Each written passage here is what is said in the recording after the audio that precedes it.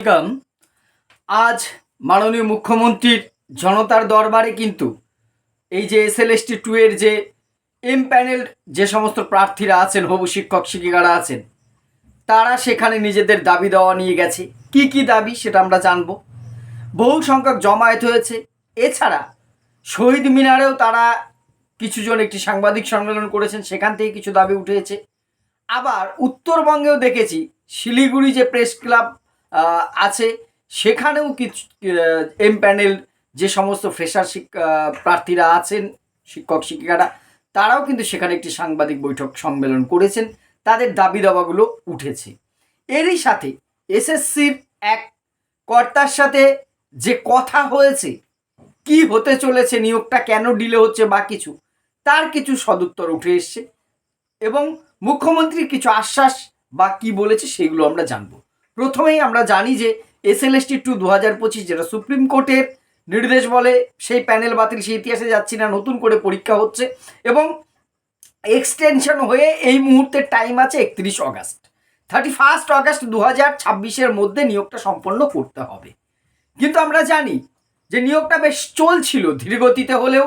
একাদশ দ্বাদশের বেশ কয়েকটি সাবজেক্টের কাউন্সেলিং হয়ে গেছে, রেকমেন্ডেশন লেশন প্রার্থীরা পেয়ে গেছে, সেটা 90 দিন অতিক্রান্ত হয়ে গেছে। সেটা নিয়ে আদৌ দুশ্চিন্তা আছে কিনা আগে বলেছে, আবার আজকেও বলবো। এবং বাকি সাবজেক্টগুলোর কাউন্সেলিং কিন্তু থেমে আছে। উল্টো দিকে নবম দশমের কয়েকটি সাবজেক্টের ভেরিফিকেশন হয়ে থেমে আছে। বাকি ভেরিফিকেশন, ইন্টারভিউ প্রসেস, তারপরে কাউন্সেলিং এবং মেডিকেল এবং পুলিশ ভেরিফিকেশন, অল্প কিছু প্রার্থীর একাদশ দ্বাদশর হলেও এই টোটাল লং প্রসেসটা রয়েছে। হাতে সময় এই জুন চলছে, জুন জুলাই আগস্ট 3 মাস, তার থেকেও 2 দিন কমে গেল। ফলে এই কদিনের মধ্যে এই প্রক্রিয়াটা হওয়াটা যদি এখনও শুরু না হয়, খুব কষ্টসাধ্য ব্যাপার হয়ে যাচ্ছে। উদ্বিগ্ন হচ্ছে প্রার্থীরা, খুব স্বাভাবিক। উল্টো দিক থেকে দাবি উঠেছে যে এই প্যানেলটাকে বাতিল করা হোক। যারা বঞ্চিত হয়েছেন কয়েকটি সাবজেক্টে, যেহেতু 60 পেয়েও 3-4টে সাবজেক্টে এরকম হয়েছে, জেনারেল ডাক পায়নি, তাদের দাবি আছে।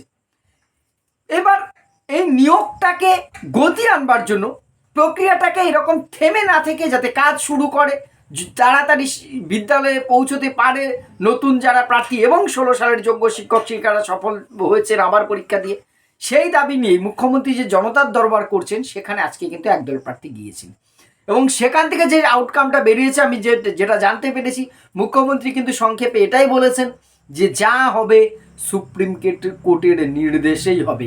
অর্থাৎ এইটা যদি উনি বলে থাকেন, তাহলে কিন্তু সুপ্রিম কোর্টের নির্দেশ মানে কি আছে, 31 অগাস্টের মধ্যে নিয়োগ হবে। কোনো জায়গায় সুপ্রিম কোর্ট কোথাও এখন অবধি বলেনি স্থগিত করার কথা, বাতিল করার কথা। আমিও একই কথা বলে আসছি, এই প্যানেল বাতিল হবে, প্যানেল বাতিল হবে, রিপ্যানেল হবে, এইগুলো কি হবে, এই জিনিসে এখন যেতে চাইছি না। নিয়োগটা কিন্তু হবে। আমি একটা কথা বারবার বলছি, আপনাদের অনেকের ক্ষোভ বিক্ষোভ আছে, সেই জায়গাটা আলাদা। আপনাদের ক্ষোভ বিক্ষোভের সাথে আমি সহমর্মিতা দেখিয়েছি, আজও দেখাচ্ছি, কিন্তু তাই বলে প্যানেল বারবার বাতিল করাটা কোনো সলিউশন হতে পারে না। 10 নম্বর, যদি এক্সপিরিয়েন্সের কথার দাবি মতন বাতও হয়, তাহলে তো ফ্রেশারদের সংখ্যা আরো বাড়বে। এবারে এটা সুপ্রিম কোর্টের নির্দেশেই যদি হয়, তাহলে তো নিয়োগটা হবে। দেখা যাক এবার কি হয়। আগামী 5 তারিখ কিন্তু সচিবদের সঙ্গে, বিভিন্ন দপ্তরের সচিবদের সাথে কিন্তু মুখ্যমন্ত্রীর একটি বৈঠক আছে। সেই বৈঠকে কি নির্দেশ দেন, তার উপর কিন্তু অনেক কিছু নির্ভর করছে। উল্টো দিকে আমরা সাংবাদিক সম্মেলনটার কপি আমি দেখছিলাম, উত্তরবঙ্গে যেটা হচ্ছে শিলিগুড়ি জার্নালিস্ট ক্লাবে, প্রেস ক্লাব আমি আগে বলেছি, এটা ভুল, জার্নালিস্ট ক্লাবে, সেখান থেকেও কিন্তু প্রার্থীরা যে দাবি তুলেছেন যে আমাদের নিয়োগটা দেওয়া হোক। আমরা তো এত কিছুর পরেও নিয়োগ যোগ্যতা অর্জন করেছি, তাহলে ফ্রেশার ইন সার্ভিস সবাইরই হোক এবং নবম দশমে বহু সংখ্যক ফ্রেশাররা আরও পাবেন, এটাই তাদের দাবি। এবং বহু ফ্রেশাররা পাবেন, নবম দশমে বেশিরভাগ ফ্রেশাররা পাবেন, এটা ঠিক। বহু ক্ষেত্রে বঞ্চিত হয়েছেন, এটা অস্বীকার করবার জায়গা নেই, কিন্তু যারা পেয়েছে তারা তো চাইবেই নিয়োগটা হোক, এটা খুব স্বাভাবিক। এইখানেই কিন্তু কতগুলো প্রশ্ন উঠে আসে যে তাহলে নিয়োগটা প্যানেল, রিপ্যানেল, দেখুন এখনো অবধি সে সমস্ত জায়গায় নেই। ফলে নিয়োগটা হবে এটাই ধরে নিচ্ছে এবং মুখ্যমন্ত্রীও কিন্তু আজকে যেটা বলেছেন প্রতিনিধি দলকে, যে সুপ্রিম কোর্টের নির্দেশ অনুযায়ী যেটা হওয়ার সেটা হবে। অর্থাৎ সেই দিক থেকে দেখলেও এই নিয়োগটি হচ্ছে। এবার ডিলে হচ্ছে কেন, তার কারণ যেটা এসএসসির এক কর্তার কাছ থেকে যে তথ্য জানা যাচ্ছে যে স্কুল সার্ভিস কমিশনের চেয়ারম্যানকে অস্থায়ীভাবে নিয়োগ করা হলেও বিভিন্ন রিজিওনাল অফিসগুলোতে কিন্তু সভাপতি সেখানকার যে চেয়ারম্যান নেই, ফলে অন্যান্য কর্মীর এবং আধিকারিকের অভাব রয়েছে, ফলে তারা কিন্তু এইগুলো করতে পারছে না, যে বাকি ভেরিফিকেশন, নবম দশমের ইন্টারভিউ, এই সমস্ত কাজগুলো করতে পারছে না। তারাও আগামী 5 তারিখের মিটিংয়ে কী নির্দেশ আছে সেই দিকে কিন্তু তাকিয়ে আছেন। সেটা আসলে এবং স্থায়ী, আমরা জানি নতুন মন্ত্রিসভা শপথ নিয়েছে, শিক্ষামন্ত্রী নিশ্চয়ই আমরা স্থায়ীভাবে পেয়ে যাব। সেই শিক্ষামন্ত্রী আসলে পরে এই দপ্তরগুলো সাজিয়ে গুছিয়ে নিয়ে নিশ্চয়ই একটি আউটকাম আসবে এবং নিয়োগের দিকে এগিয়ে যাবে। একটা জিনিস মাথায় রাখবো আমরা, SLST 3 বা অন্যান্য চাকরির পরীক্ষা কি অ্যাডভার্টাইজমেন্ট কিন্তু এই নিয়োগটা না মিটলে আসবে না। আমি অন্তত ব্যক্তিগতভাবে এই জন্য চাই যে এই নিয়োগটা হয়ে তো তড়িঘড়ি আরও একটা নোটিফিকেশন আসুক। আমাদের যারা ফ্রেশার ভাই বোনেরা দীর্ঘ প্রতীক্ষার পর মাত্র একটি পরীক্ষা পেয়েছে 10-12 বছর পর, তাদের সামনে আরও সুযোগ আসুক। প্রত্যেক বছর দুর্গাপূজার মতন SSC হোক, পোস্ট তাতে কম থাকুক, কিন্তু SSCটা হোক।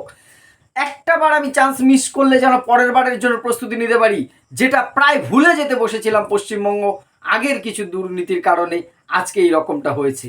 বিষয়টা ডিলে হয়ে এইরকম হয়ে একটা ম্যাচাকার ব্যাপার হয়ে গেছে, ফলে কোথায় যেন আত্মবিশ্বাস হারিয়ে ফেলছে প্রার্থীরা। তবে আমি আগের মতোই আপনাদের আবারও বলবো, আপনারা নিশ্চয়ই ধৈর্যের বাঁধ ভাঙছে, কিন্তু ধৈর্য ধরুন।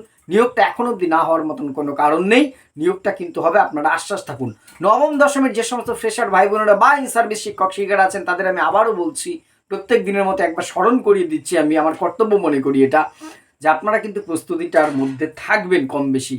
কারণ এই 5 তারিখের পর বা আমি আগে বলেছিলাম 6 তারিখ বলেছিলাম যে 6-7 বা জুন মাসের প্রথম সপ্তাহে কিন্তু আপডেটগুলো আসবে।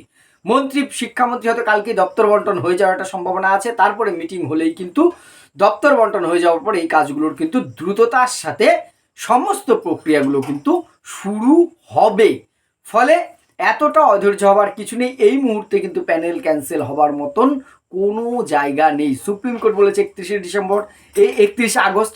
এবার আপনাদের মধ্যে একটি প্রশ্ন আসতে পারে যে এইটুকু টাইমের মধ্যে 3 মাসের মধ্যে টোটাল প্রক্রিয়া কি সম্ভব? দুটো উত্তর আছে।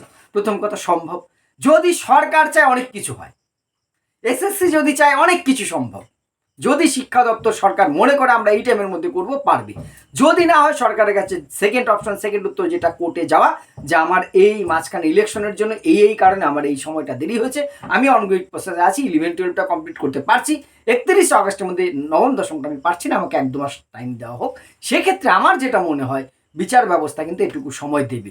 যদি 31 আগস্টের মধ্যে কোনো কিছুই হলো না, নিয়োগও হলো না, সেক্ষেত্রে কিন্তু এই যে বাকি যারা বিশেষ করে ইন সার্ভিস যারা রয়েছে তারাও কিন্তু সমস্যায় পড়বেন, তাদের রক্ষা কবচ আছে 31 আগস্ট পর্যন্ত। ফলে সব কিছুই কিন্তু সরকারের নজরে অবশ্যই আছে, খুব দ্রুততার সাথে এই সমস্যার সমাধান হবে, সেরকমই আশ্বাস পাওয়া যাচ্ছে। আপনাদের মতামত, আমার ভুল ত্রুটি অবশ্যই কমেন্ট বক্সে জানাবেন। ধন্যবাদ।